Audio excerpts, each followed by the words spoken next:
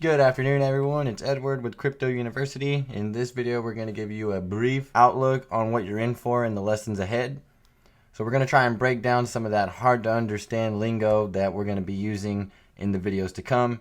Every bot is going to have a very extensive detailed video for each one of these sections. We're going to cover the pairs, main settings, strategy, take profit, safety orders, deal start conditions, and advanced settings all in one module, and there's going to be a video lesson for each subheader. So basically, in this video we're just giving you a brief outlook on what everything does. So don't even worry about the Gordon bots. These are for people who don't understand bot functions, and that's not going to be you. You are going to understand bot functions. So let's go over to the advanced settings. First off, we have pairs. In here, you're going to select what pair your bot is going to be trading. Now you can choose from any pair that is listed on your exchange. Whatever exchange you have connected is going to determine what you have available to choose from. So make sure that you have connected your exchange prior to getting to this point. We have covered that already in a previous video lesson. So moving on. For the main settings here, you're basically just going to name your bot whatever you want. You're going to pick the exchange that you want your bot to trade on, and you're going to pick if it's simple or composite. We're not going to get too far into either one of these right now because there's a lot of settings behind each one. So pay attention in the videos that are to follow after this one so you can get a deeper understanding of how each one of these operates. For the strategy, this is where you get to choose long or short. Long means you're going to buy low and sell high. Short means you're going to sell high and rebuy low. For the profit currency section, quote means what you showed up with. Base means what you're going into and coming out of. So quote means you want to profit in this currency. The base order size, you can select USD, Litecoin, or percentage. So the base order is basically the first order that's going to be put on the market. And if your take profit percentage is achieved here just off of this order, then that's all that's going to happen.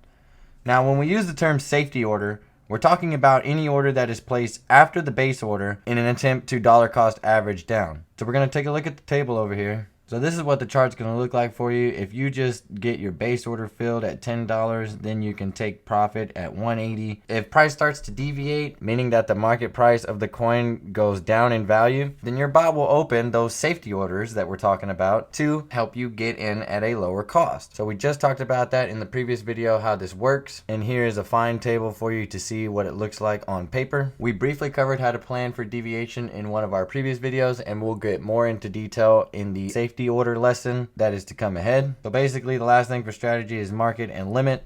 You can choose market to get filled at market price or limit to be put on the order book. Then we have the take profit. So here you can input how much take profit you want from the trade. That's pretty self-explanatory. We'll talk about trailing in the later video. Again, this is just a brief overview. So here's those safety orders we were talking about again.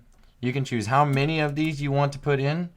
So the more safety trades you put in, if you take a look right here, the more safety trades you put in, the greater your deviation is. Then you can choose how many of these you want active at the same time. Your price deviation to open safety orders. So this is the distance between each safety order, meaning if price falls 1%, a safety order will be opened, and every 1% after that, another safety order will be opened. So as you can see, with 15 safety orders, we have a 15% deviation. If we change that to 1.5, our deviation is going to change. We change that to 2.0, our deviation is going to change. So this is how you can cover a greater deviation. And again, deviation is the range that price is falling over a given amount of time. And we will cover that in the safety orders video more in depth. This is the multiplier scale that the safety order will be multiplied by. So if you increase this, you'll note that the max amount for bot usage increases as well. And this is the safety order step scale. This is the multiplier factor that the safety order deviation range gets multiplied by. So every safety order will be multiplied by this factor. If you put 1.1, you'll notice that the max safe order price deviation falls. If you put 1.15, it falls even deeper.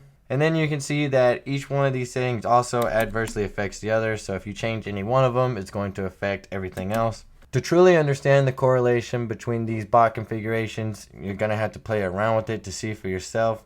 We do have some templates ready for you guys to copy to get going in your passive income journey.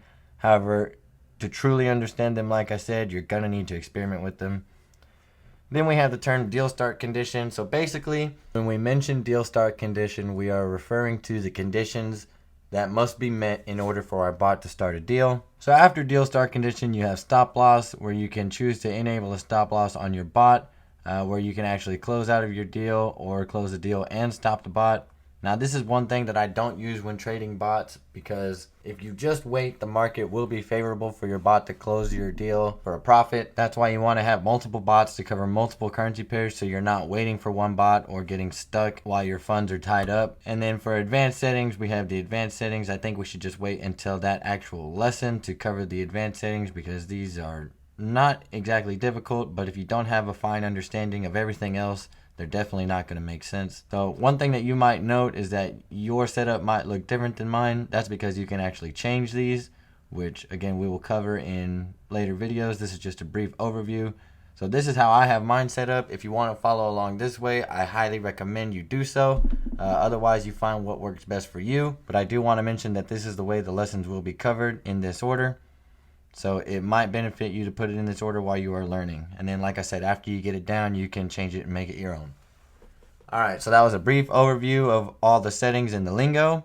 Now go ahead and dive into those lessons so you can truly understand how these bots operate.